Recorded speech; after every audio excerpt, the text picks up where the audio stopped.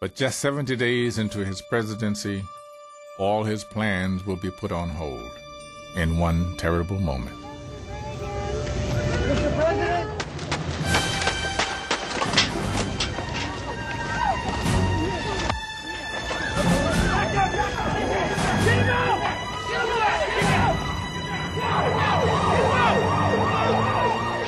He was very close to death, not once but twice.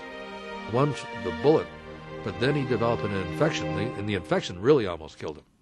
They kept that very quiet. The White House basically says the president had a close call, but he's fine. Nothing has changed. In fact, in private, a lot has changed. Reagan knows how close he had come to death. It changes him in a way that has enormous consequences. Reagan really felt he had been preserved after the shooting for a divine purpose, and that purpose was to rid the world of communism, and that purpose was to at least lower, if not get rid of, nuclear weapons. If you feel that you've been spared by God for a great purpose, you tend to be a little bit more confident of your own intentions.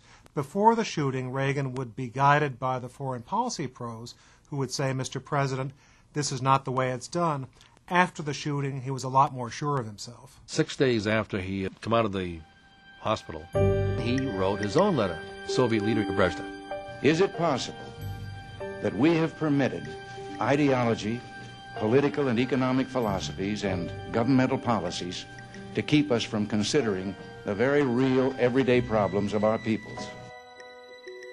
The staff didn't think much of it. I think the basic attitude was, what in God's name is the president doing writing a letter to Brezhnev? The president's not supposed to do this. People were very dubious about this guy's ability to deal on the world stage. He had no experience at all. He was still basically a former actor.